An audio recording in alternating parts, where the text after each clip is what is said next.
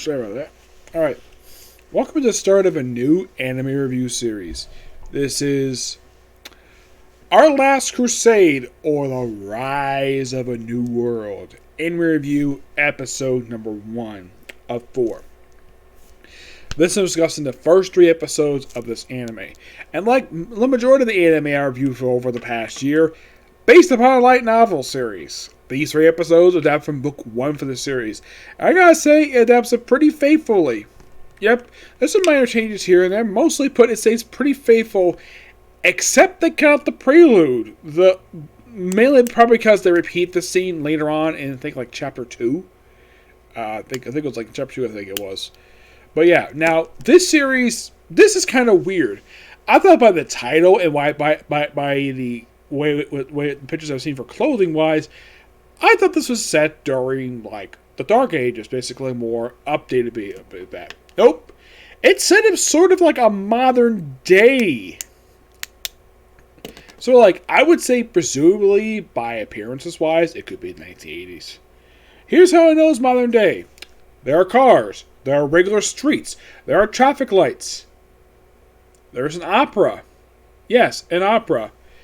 And also, there are blimps. Yes, there are in fact blimps. Now, this world that this show was set in is kind of weird. There's only 2 defined countries here. There is the Empire, which is more like the modern concept of modernization. And there's the Sovereignty, the bad guys versus the enemies, who have engaged in over 100 years worth of war. And both these 2 countries are ruled by a monarch. Now, the Sovereignty's ruler has been seen in all 3 episodes.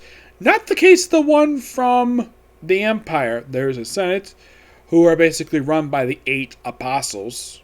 Yes. So, the Empire is simply a modernization and borrowing some concepts from the Catholic Church. Oh yeah, deeming anybody who actually is a mage, who used magic, or at least an astro mage, because of this let's say this event took place 100 years prior to the series, like, oh, we have to kill everybody who can use magic. Yeah, that's the premise of the series. So the whole thing of Crusade, that's simply put just basically the war and the rise of New World. That's my guess what the whole purpose of the title is. Yeah. Now, there are 2 main characters you get to focus on throughout these episodes, and pretty much the whole series. You have Iska, who is the main character of the series. He's voiced by Jason Laberkant, who I've heard of in it. This is technically, for me personally, this is the 12th series I've heard of it. Yeah, also I should point out though, there is a manga of the series, what they have the light novels, and they've only released 7 volumes. And the last volume was actually released back in March. Yeah, so the manga is technically over. The light novels, well, they've only released, get this, they've only released about 11. Plus like a side book. Yep. Yeah, that's simply put what they did. Yeah, and there's also Alice. Alois Lou Nebulous the 9th. She's voiced by Emily Knives. This is my 9th series. This is actually not 9th. There's a 5th series for her. Yep. And we also have people who generally appear. We have Mimas Claus, who's voiced by Lindsay Starr. I heard her voice before because, well, she basically sounds like a little girl. Yep. Now, aside from this series, let's see. Of the stuff I've watched, she's the current voice of Gabby in the most recent season of Attack on Titan. She's also in Black Butler as a minor. She's basically in that series. Let's see. Other stuff I watched, she's also in Fairy Tail. She's been in Fire Force. She voiced Violet L. Bridget from Freezing and Freezing Vibration. She was in High School DxD, like 3 of the 4 seasons. Let's see. She's also been in stuff I've watched. Let's see. That will come later. She's also in My Hero Academia. She voices Nedry. She's the one who can fly. Let's see. Overlord. Let's see. Oh, Rosario plus Vampire. Yes, I've seen this one. Let's see. I'm looking at her basically over Wikipedia. This is generally pretty accurate. She voices Iska from Quintus Quintuplets. Let's see. I believe she's the one who's acting like a kid, though. When it's Oko Tokugul, she voices Edo. The one who's the writer, the one who Ken Haneke is a big fan of. And that's it. Surprisingly, she's one of those very few voice actors. Oh, she's also in Soul Eater as well. And Soul Eater not. Yep. There's also Nene. She's voiced by Sarah Roach. Yeah, the way she acts here, she's almost like could be like a secondary like character of the series, based on her performance. And for her, well, let's see. She was in Doctor Stone, Black Clover. This stuff I've watched. Kaguya-sama Lover's War. My Hero Academia. One Piece. What character named Wika. Super X Heroes. Uzuki-chan wants to hang out. And that's it. Yep, that's simply for her. Yep. Yeah. Now, for the Sovereignty, the mother of the main character. Now, there's also Rin, great character, who was pretty much like the maid for her. And there's also her mother, Sezabel Louis Nibbles the Ninth. Actually, that's the sister. The mother is voiced by Anastasia. Now, the founder, Nebulous, based on her voice, it's almost like she's voiced by Colin Clickenbeard. Yeah, but the thing is, they don't really list off who voices her in the English dub. Yeah. And from what I can tell, she only appears just in the original volume. Yeah, there's no English dub actor for her. Not listed anyways. I'm like, that's kind of weird. Like, why the heck would they feature her and they don't? Let's see if I can find it here.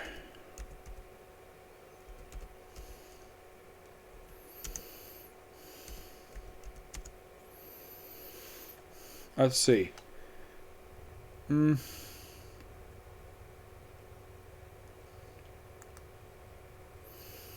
Maybe. Let's see here.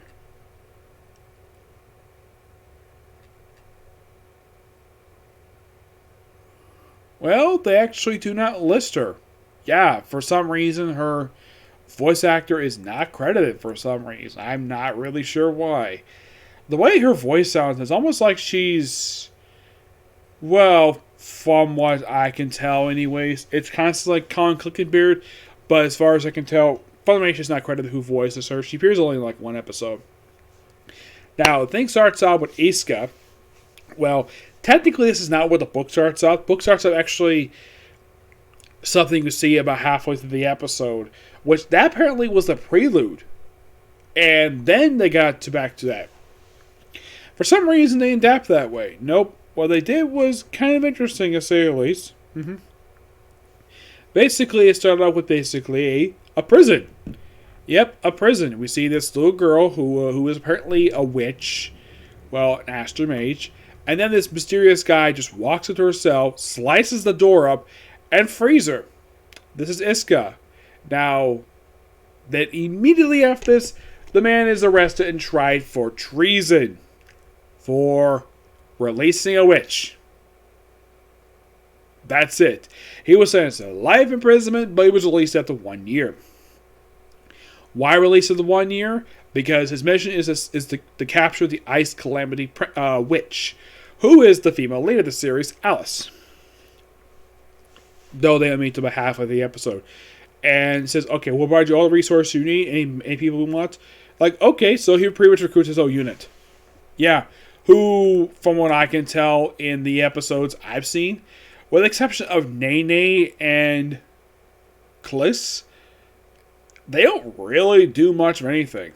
There's also Jin, and yeah, there's Jin who's the only other guy in the unit. Yeah, Nene, the way she acts, she almost kind of like, she acts like she has a thing for Iska, but it's never really developed. It could be like being like a big sister to him, but I'm not really sure.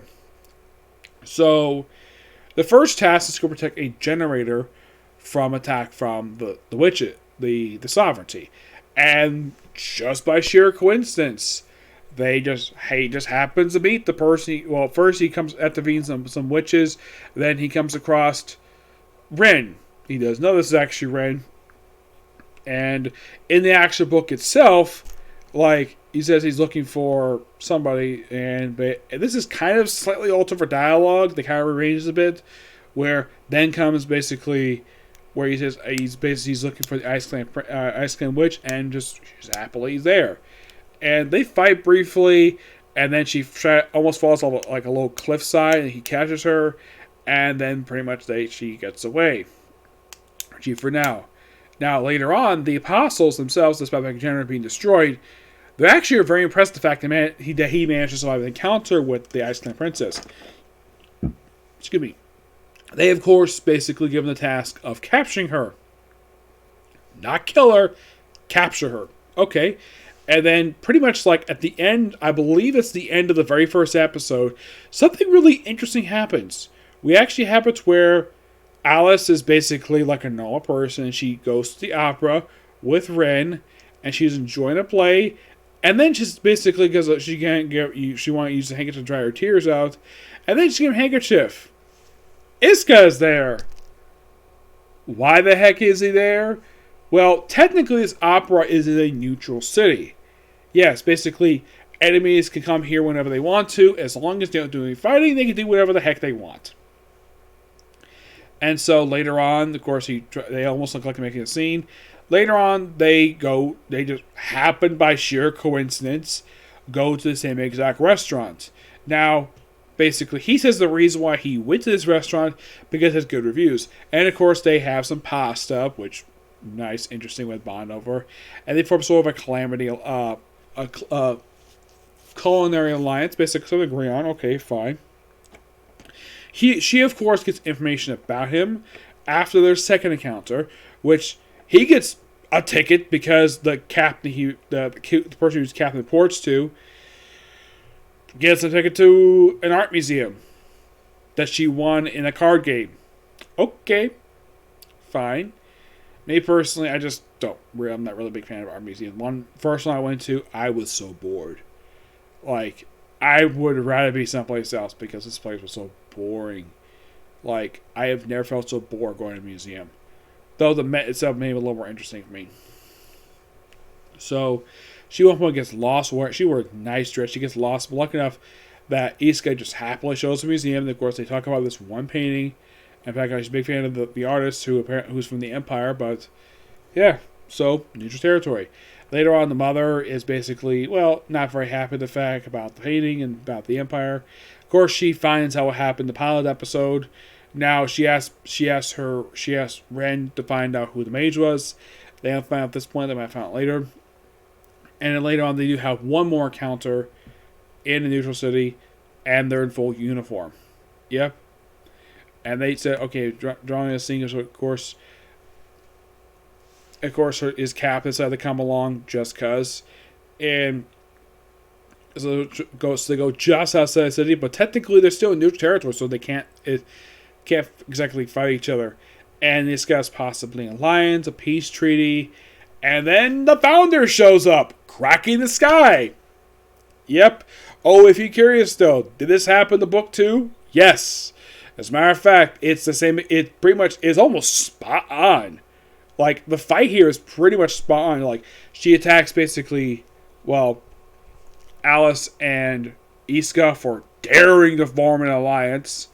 And then when the captain sees, that's the Grand Witch. I thought she perished 100 years ago and set the Empire ablaze. Well, she's alive and well. And according to Alice, she's been sleeping the whole time. And then Ren gets injured.